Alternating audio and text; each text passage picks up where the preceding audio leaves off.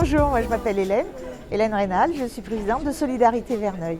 En fait, la maladie de Verneuil, c'est une inflammation du follicule pileux. C'est une maladie du follicule pileux en réalité. Et ces follicules pileux, on les trouve en grande quantité dans les zones concaves du corps. Les aisselles, le pli de l'aine, le pubis, le pli interfessier. On en a beaucoup aussi sous les seins, au niveau de la nuque, derrière, voilà. Et on ne sait pas pourquoi, dans cette pathologie, le follicule pileux, il y a une inflammation qui se crée et ça provoque des abcès qui sont très importants, qui peuvent venir très rapidement, qui sont très gros, très douloureux, très chauds et qui handicapent énormément les malades. C'est extrêmement douloureux et les malades qui en sont atteints voient leur qualité de vie se dégrader considérablement à cause de ça. Alors, la maladie de Verneuil, c'est une maladie orpheline. Actuellement, il n'y a pas de traitement, ça n'existe pas.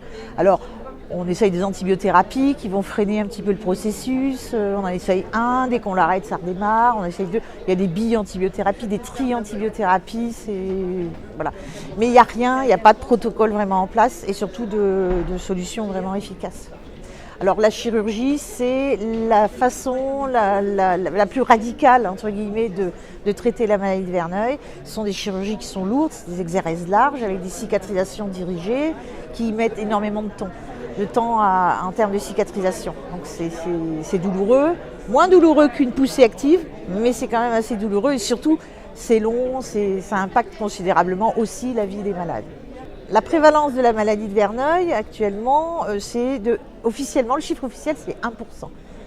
Mais on part sur un chiffre officiel de 1%, c'est les malades qui ont un diagnostic en fait. En réalité, on penche plus sur du 4 à 5% de la population. Actuellement, les médecins ne sont pas formés, ou très peu, en fac de médecine. Donc il y a un défaut de diagnostic qui est très très important. Et actuellement, les chiffres, ça évolue, hein, ça diminue, heureusement, Dieu merci. Mais le délai diagnostique actuel, il est de 8 ans à 8 ans et demi. Donc l'association, elle a été créée dans ce but parce que moi, je suis malade personnellement et j'ai rencontré une copine qui était malade aussi, une troisième, une quatrième, une cinquième. Quand on s'est retrouvés plusieurs, on était tout impactés dans notre vie familiale, vie professionnelle là-dessus. Et on s'est dit, mais voilà, il ne se passe rien, personne ne connaît, donc il faut qu'on fasse quelque chose. Donc on s'est regroupés, on travaille beaucoup avec des médecins, on est lyonnais, nous, notre association est basée à Lyon. Et donc avec ces médecins, avec ces infirmières, ces infirmières, on a monté cette structure pour apporter des réponses aux malades. Alors sachant que malheureusement on ne peut pas leur apporter toutes les réponses. Mais ce qu'on peut faire un minimum, c'est ce qu'on fait au niveau de l'association, c'est notre projet associatif. D'une part, on va permettre aux malades d'être orientés vers des médecins compétents. Ça, c'est la première chose. C'est la première question qu'ils nous demandent, où est-ce que je peux aller? Ils ne savent pas. Il n'y en a pas beaucoup qui s'en occupent, de médecins, donc voilà. Donc on va les orienter vers les bons médecins. On va leur donner des espaces d'échange, on va leur faciliter les échanges entre eux.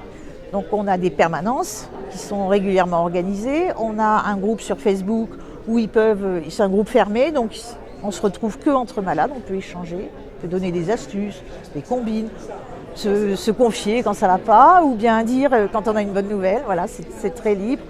On organise des rencontres, vous voyez, des choses comme ça. Ensuite, on va expliquer aux malades la maladie, on va les éduquer, entre guillemets, c'est-à-dire qu'on va leur expliquer d'où ça vient, pourquoi c'est là, qu'est-ce qu'ils peuvent faire pour atténuer une douleur, qu'est-ce qu'ils peuvent faire pour atténuer une poussée, comment gérer un petit peu tout ça. Et enfin, on va les accompagner sur un plan pratique. On va les aider à remplir leur dossier de demande de prise en charge au titre de l'ALD. On va les aider à monter leur dossier de demande de handicap, la MDPH et toutes ces choses-là. Et on va leur offrir aussi une aide logistique. C'est-à-dire que quand ils arrivent à Lyon pour se faire opérer, ils arrivent dans une ville qu'ils ne connaissent pas, ils sont mal, ils sont malheureux, ils sont tout seuls. On va les chercher à la gare, on va les chercher à l'aéroport et on va les accompagner jusqu'au lieu de leur hospitalisation, par exemple, des choses comme ça. Par la suite, on va aller les voir régulièrement pour pas qu'ils se sentent seuls.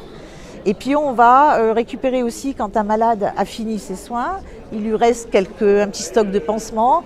Eh bien, ces pansements, plutôt que de les laisser partir à la poubelle, on va dépanner celui-ci qui n'a pas encore son ordonnance, on va le dépanner avec le petit stock de pansements qui nous reste, etc. On essaye d'organiser tout ça.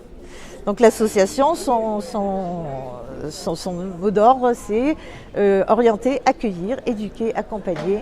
Et tout ça, ça fait l'ensemble de nos actions au quotidien. Donc c'est vraiment quotidien, tous les jours. Et c'est passionnant.